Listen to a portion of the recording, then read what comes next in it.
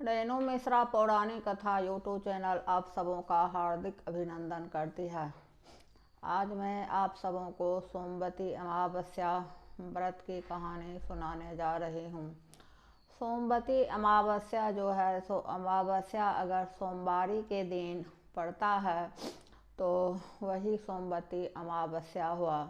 सोमवती अमावस्या में पीपल वृक्ष के जड़ में व्रती 108 बार परिक्रमा करके 108 बार धागा लपेटती है और 108 बार में 108 फल बारी बारी से लेकर के फल में जैसे काजू हुआ, किशमिश हुआ, पिस्ता बादाम हुआ या मिश्री दाना, ये सब व्रती लेकर के परिक्रमा करती है। सोमवती अमावस्या अपने सुहाग के लिए, अपने पति की लंबी आयु के लिए सब स्त्रियां करती है। इसकी कहानी है कि एक साहूकार जी थे, उनके 7 बेटे थे और 1 बेटियां थी। 1 बेटी थी। 7 बेटे का शादी साहूकार जी कर लिए थे। उनके यहाँ एक साधु बाबा प्रतिदिन भिक्षा के लिए आते थे और प्रतिदिन भिक्षा ले जाते थे। जब साहूकार जी की पत्नी और बहू उनको भिक्षा देती थी और प्रणाम करती थी तो वे साधु बाबा आशीर्वाद देते थे कि अपने पति के कंधे पर रह करके राज करो। लेकिन साहूकार जी की जो बेटी थी वह जब साधु बाबा को भिक्षा देती थी और प्रणाम करती थी तो साधु बाबा उसको कहते थे कि अपने भाई भौजाई के कंधे पर रह करके राज करो। यह बात उनकी जो साहूकार की जो बेटी थी उनको बहुत खलती थी। यह बात सुन करके उसको बहुत दुख लगता था। यह बात वह अपने माँ से बोली कि माँ देखो, भाभी जब साहूकार जी को भिक्षा देती है और प्रणाम करती है और तुम जो भिक्षा देती हो, प्रणाम करती हो, तो साहूकार जी तुम सबको आशीर्वाद देते हैं कि अपने पति के कंधे पर बैठ करके राज करो। लेकिन मैं जब साधु बाबा को भिक्षा देती हूँ, प्रणाम करती हूँ, तो वे मुझे कहते हैं कि अपने भाई भौजाई के कंधे पर रह करके राज करो।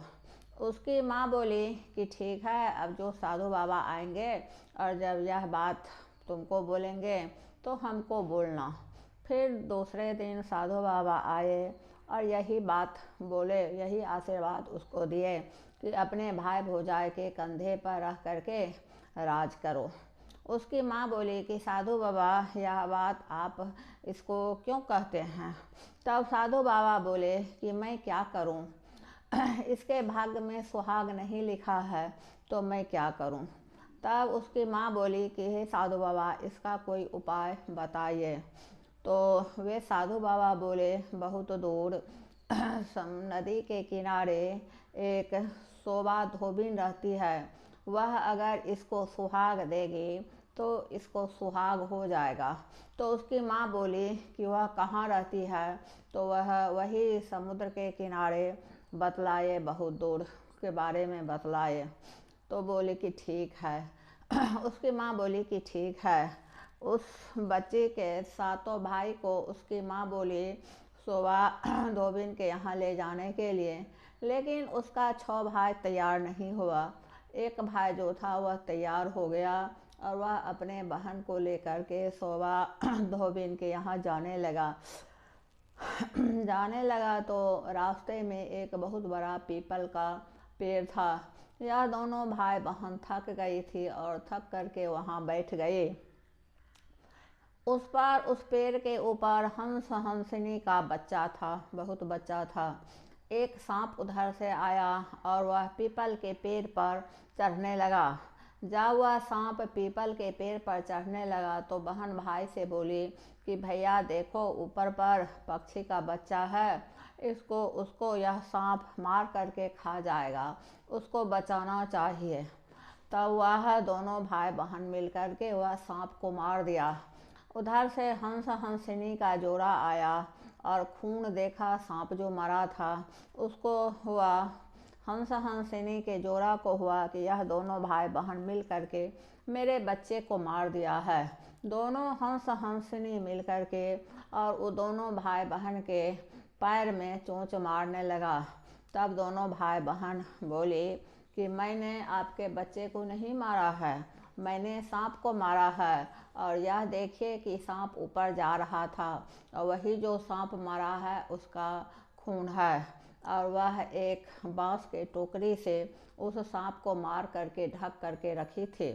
हंस हंसिनी का जो जोड़ा था वह बहुत खुश हुआ और दोनों भाई बहन को कंधे पर बैठा लिया और नदी के उस पार सोवा धोबिन के यहाँ ले गया। वह साहूकार की जो बेटी थी सो सोवा धोबिन के यहाँ 4 बजे सवेरे उठ करके जा करके उसका सब काम, साफ सफाई, खाना पीना सब बना देती थी। तो एक दिन उस धोबिन की सास आई और बोली कि हे हे शोभा, तुमको आजकल झगड़ा नहीं होता है, झगड़ा का आवाज़ नहीं सुनाई पड़ता है। तब शोभा बोली कि हमको सब काम किया हुआ मिल जाता है तो हम काहे झगड़ा करेंगे। तब उसकी सास बोली कि तुमको कौन प्रतिदिन काम करता है। तब शोभा चौंक गई और बोली कि आप नहीं करती हैं। तो वह बोली कि नहीं, मैं नहीं करती हूँ, मैं क्यों करूँगी। उस पर शोभा को बहुत आश्चर्य हुआ और सोची कि आज रात में हमको देखना है कि कौन आकर के, भूत है कि प्रेत है कि देवता है कि क्या है, सो आकर के मेरा प्रतिदिन काम करती है। वह भर रात सोवा धोबिन जो थे सो भर रात जगी रही और 4 बजे वह साहूकार की बेटी आए तो वह सोवा धोबिन जो थी उसको पकड़ ली और बोली कि तुम बताओ कि तुम कौन हो और प्रतिदिन मेरा काम क्यों करती हो। तब वह बतलाई, साधु बाबा की सारी बातें बतलाई। तब वह सोवा धोबिन बोली कि तुम्हारा जो शादी तय होगा तुम हमको निमंत्रण देना और मैं तुम्हारी शादी में ज़रूर आऊँगी।